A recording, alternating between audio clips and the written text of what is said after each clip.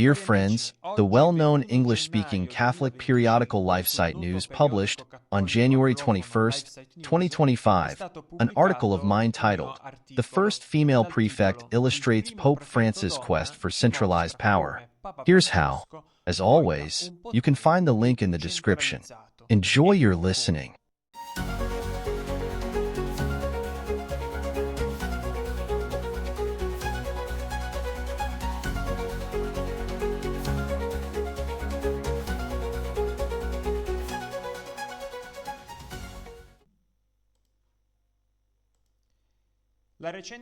The recent appointment of Sister Simona Brambilla as prefect of the Dicastery for Institutes of Consecrated Life and Societies of Apostolic Life, announced by Pope Francis on January 6, 2025, is yet another controversial decision of this pontificate.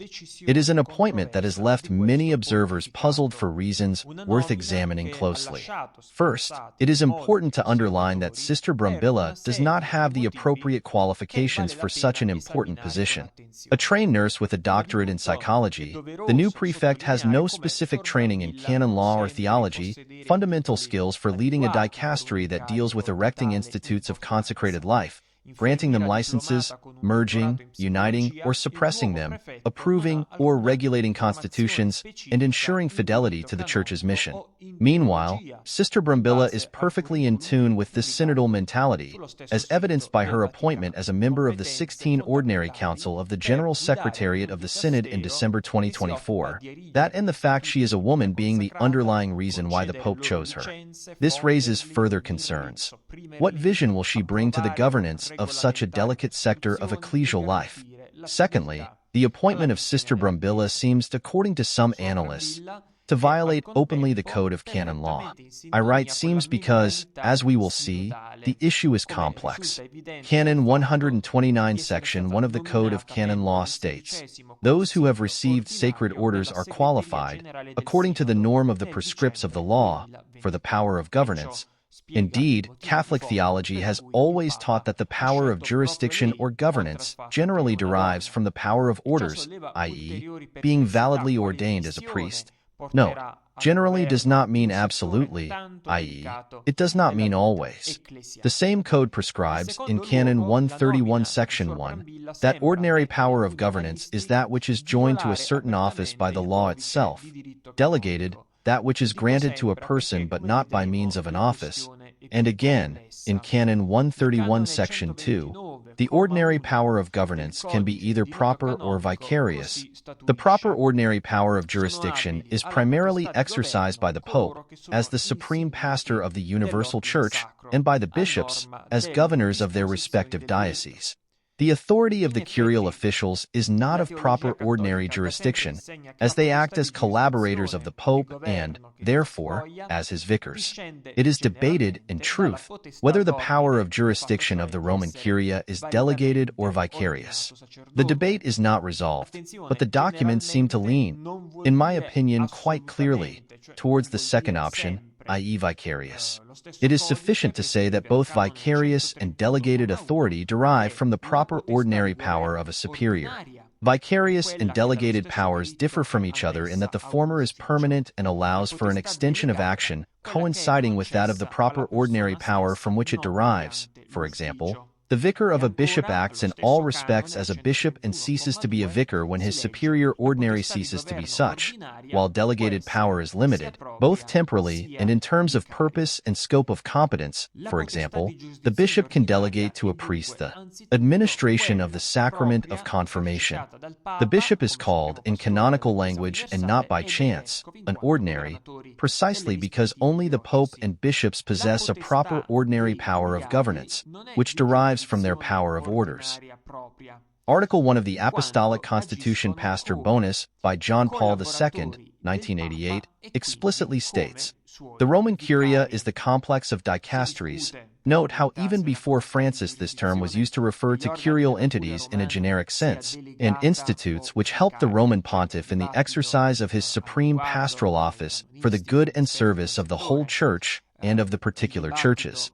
And the subsequent Article 6 Section 1 establishes, on the death of the Supreme Pontiff, all moderators and members of the dicasteries cease from their office, This latter article particularly highlights how curial appointments have the nature of vicarious power of governance because it is a property of vicarious power to cease when the office of the holder, i.e., the Pope, ceases. The principles and criteria for the service of the Roman Curia found within Francis' Predicate Evangelium 2.5 are, at least in this, in continuity with the vicarious conception of curial appointments adopted by tradition and in particular, as we have seen, by John Paul II in Pastor Bonus, so much so that it is explicitly stated, each curial institution carries out its proper mission by virtue of the power it has received from the Roman Pontiff, in whose name it operates with vicarious power in the exercise of his primatial munus. For this reason, any member of the faithful can preside over a dicastery or office, depending on the power of governance and the specific competence and function of the dicastery or office in question. In theory, and this has also happened in practice, it is possible for a non-ordained person, such as a nun, to receive a governance assignment by delegation or by vicarious designation from the office holder. If Sister Brambilla is to be considered a vicar, and she is at the head of the dicastery, from which office does her power derive? The answer is simple. She is the vicar of Francis himself, who holds the principal office, that of the Pope. In fact, all dicasteries, which before Francis were called congregations or pontifical councils, and the change of name is not accidental. The word dicastery has a more generical, less hierarchical and softer connotation, have never been offices in themselves, but dependent on the principal office, which is the papacy, as can be seen from the regulatory framework we have just indicated. The real novelty is this. Pope Francis is pursuing a strong policy of centralizing the governance of the Church.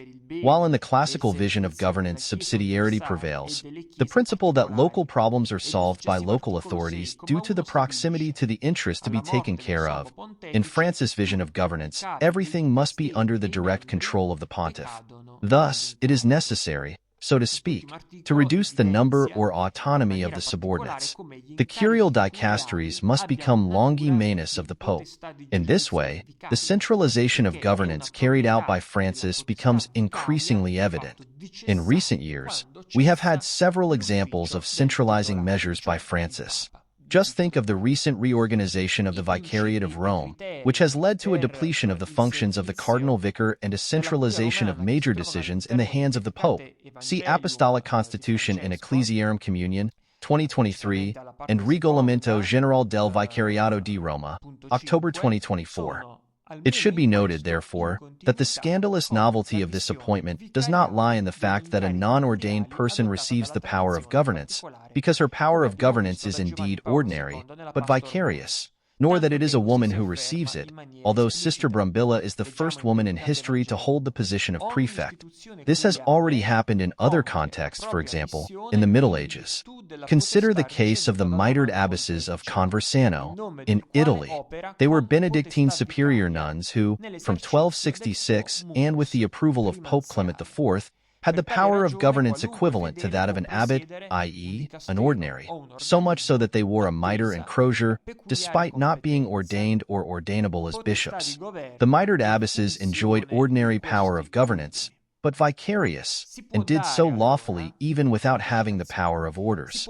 Consider also the case of Cardinal Giacomo Antonelli, 1806 to 1876, the famous Secretary of State under Pope Pius IX, who was appointed secular prelate and referendary of the Supreme Tribunal, and then also assessor of the Criminal Tribunal, all positions of power of governance, according to the canon law doctrine of that time, 10 years before receiving diaconal ordination in 1840, and was never consecrated as a priest or bishop. These are rare cases, but they do set a precedent. I believe that what Pope Francis has done is in line with the Apostolic Constitution Predicate Evangelium, which he himself signed in 2022 after 9 years of long work, and which opened the door to the possibility of assigning curial positions to lay people. The Pope, the bishops, and other ordained ministers are not the sole evangelizers in the Church. As stated in page 10 of Preamble, this must necessarily be taken into account in the reform of the Curia, which should consequently make provision for the involvement of lay women and men, also in roles of government and responsibility.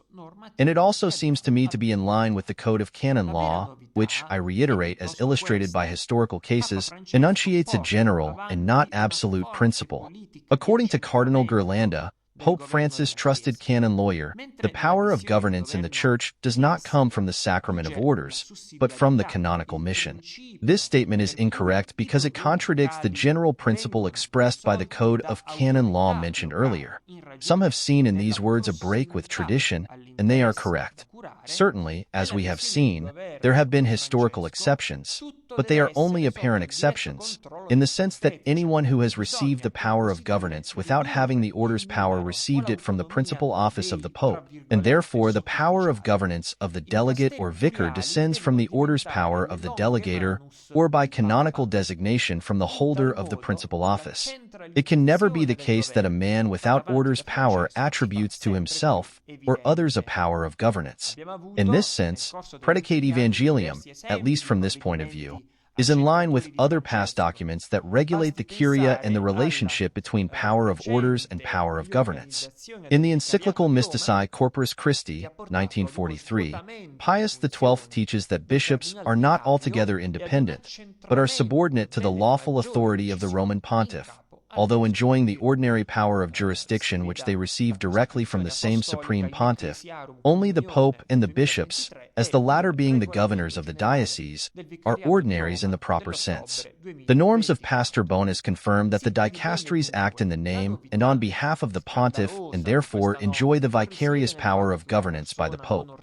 Francis, in the Apostolic Constitution Predicate Evangelium, 2022, writes that the Roman Curia is not set between the Pope and the bishops, I.8, and that, although it is primarily an instrument at the service of the successor of Peter to assist him in his mission, 2.1, it also serves the bishops, successors of the apostles, in ways that correspond to each one's specific nature. 3. Article 1. What, then, is the scandalous novelty? There are three elements to consider in addition to Sister Brumbilla's lack of appropriate training. First, Pope Francis has bowed to worldly logic, that is, he appointed Sister Brumbilla simply because she is a woman, to introduce DEI in the Vatican and once again enjoy the worldly applause that follows these senseless ideologies. Secondly, we are dealing with a convinced synodalist, the effects of which are already visible, as we will see later.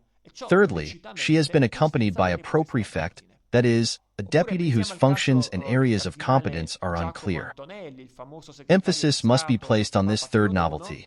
The Pope has appointed Cardinal Ángel Fernández Artime, former rector of the Salesians, as pro-prefect alongside Sister Brumbilla. This solution seems to be a facade. The division of powers has been tried out in another dicastery, and it is no coincidence that it is the dicastery for evangelization newly established by Pope Francis in 2022 and considered by him to be one of the most important, where the prefect is explicitly indicated as the Pope himself, and its governance is accompanied by two pro-prefects.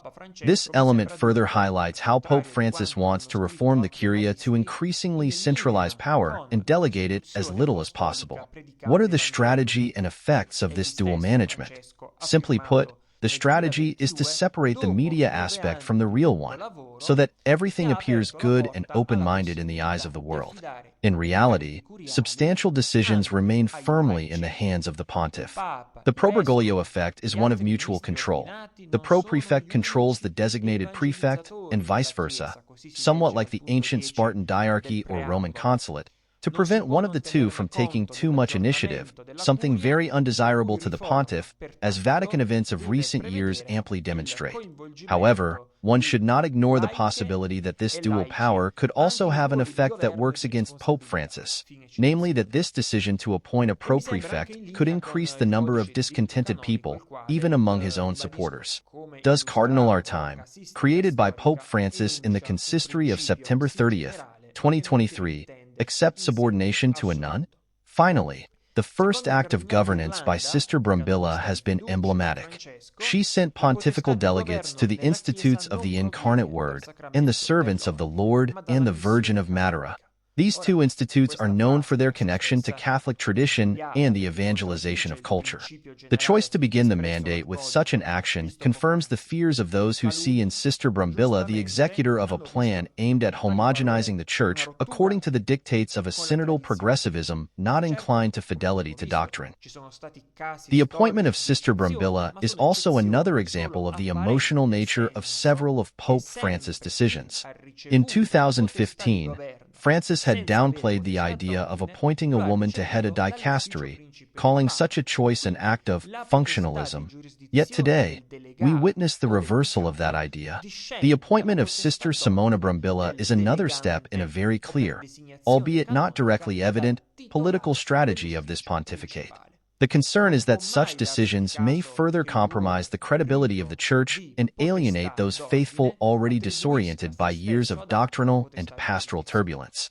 A Church that aspires to be more synodal is a Church that wants to sacrifice truth in a democratic sense and revolutionize governance in an absolutist sense.